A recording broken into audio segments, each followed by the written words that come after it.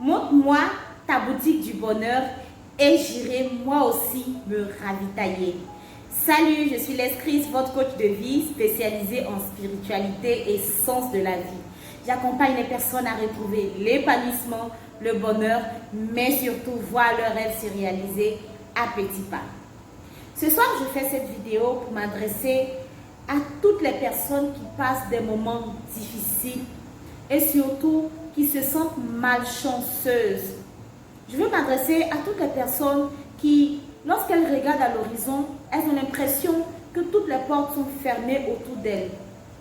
Et elles sont arrivées à un point où elles disent qu'il y a des personnes autour d'elles qui ont de la chance, mais elles pas.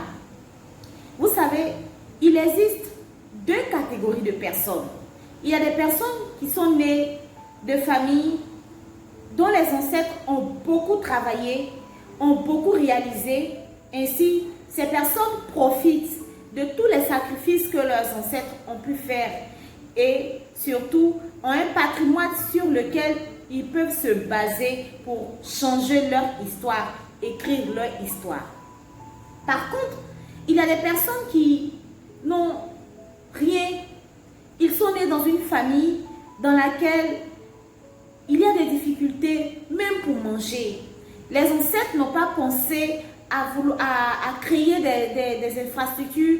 Les ancêtres n'ont pas pensé à créer même des sociétés, à créer un patrimoine pour garantir l'avenir de ces enfants. Et à ces personnes-là, je veux leur dire du courage, mais surtout de savoir une chose. Être dans cette position est une position privilégiée. Oui, je m'explique. Une personne qui est née dans une famille où il n'y a pas de patrimoine à pérenniser, il n'y a pas de ressources sur laquelle se fixer pour pouvoir aller de l'avant, est une personne qui a les pages de sa destinée toutes vierges et toutes blanches. Ainsi, elle détient entre ses mains le stylo de sa vie. Elle peut devenir qui elle veut, elle peut devenir ce qu'elle veut.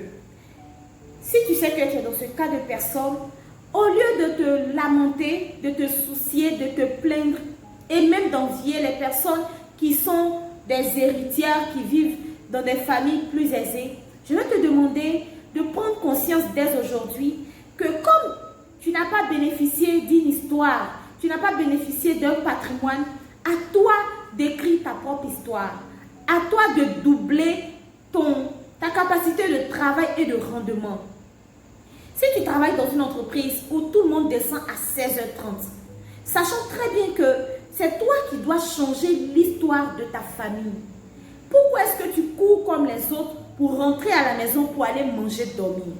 La première des choses que tu devrais faire, c'est de profiter des heures que tu as avec naturellement l'environnement, l'internet que tu as à ta portée pour te former, pour améliorer tes capacités et même pour réfléchir sur les modèles de réussite des personnes qui ont commencé sur des bases vides.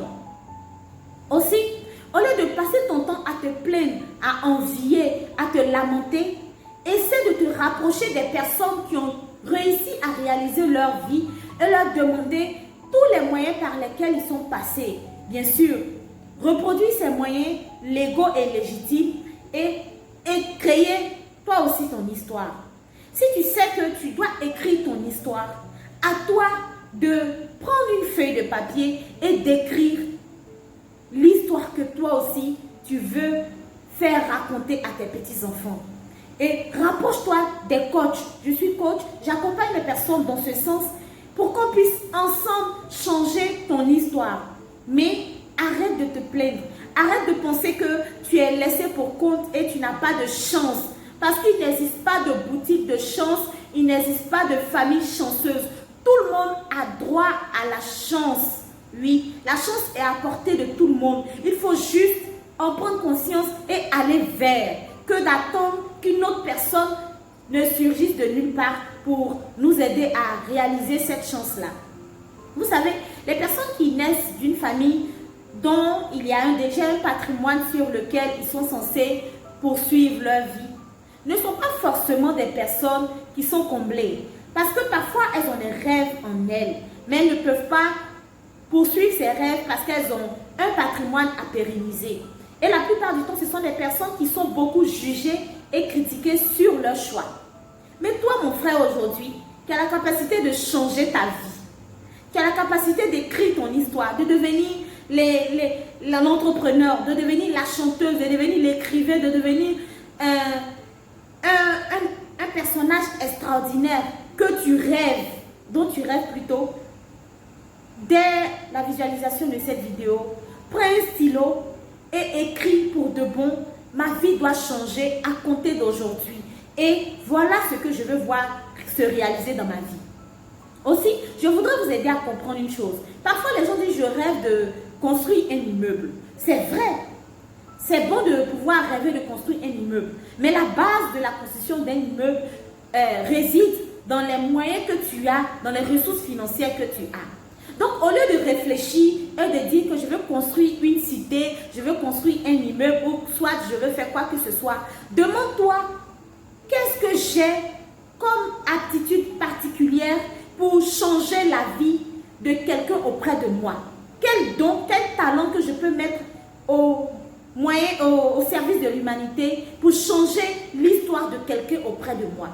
Quel talent que j'ai, quelle aptitude que j'ai, que je peux exposer pour écrire l'histoire de ma destinée?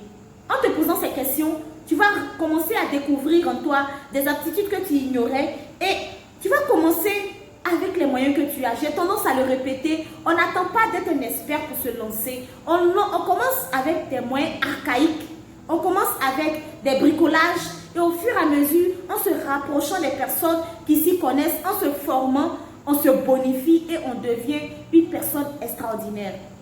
Mère Teresa n'était pas une experte, mais Dieu seul sait les exploits qu'elle a pu réaliser. Bill Gates n'était pas un expert dans le domaine de l'informatique. Il a commencé avec des ordinateurs avec des dimensions faramineuses de bâtiments. Mais aujourd'hui, nous avons des téléphones portables, des ordinateurs qui ont la taille des téléphones portables. Donc, il est possible en 2020, avec le phénomène du coronavirus, de changer l'histoire de sa vie. Et la chance est à la portée de tout le monde. Tu es chanceux, tu es béni, tu as la grâce de Dieu sur toi et surtout la lumière de Dieu t'accompagne partout où tu voudras aller. Sur ce, bonne soirée à toi et reste la lumière du monde. Je vous remercie et je vous aime.